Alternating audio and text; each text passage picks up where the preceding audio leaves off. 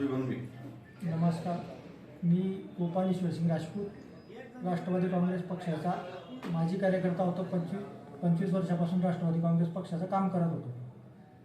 माननीय नामदार गिरीश भाऊ महाजन यांच्या नेतृत्वावर विश्वास ठेवून मी 7 वर्षापूर्वी संपूर्ण ग्रामपंचायतीसह संपूर्ण विकास सोसायटीच्या संचालकांसह भारतीय जनता पार्टीमध्ये प्रवेश केला होता. माझा प्रवेश करण्याचा उद्देश हा फक्त गावाचा विकास आणि काही प्रशासकीय कामं आणि सरकार म्हणून गिरीश भाऊ चांगलं काम करू शकतात आणि त्यांच्याकडून काही प्रशासकीय कामं आपण करून घेऊ शकतो या अपेक्षेने आम्ही भारतीय जनता पार्टी या पक्षामध्ये प्रवेश केला होता.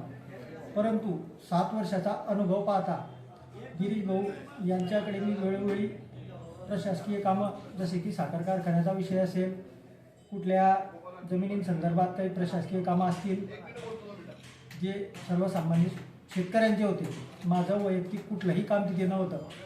असे जवळजवळ 10 ते 12 मुद्दे घेऊन मी आजपर्यंत गिरीश भाऊंकडे गेलो, परंतु एकाही मुद्द्यावर गिरीश भाऊंनी गांभीर्यपूर्वक विचार न करता त्यावर कुठलीही कारवाई केली नाही.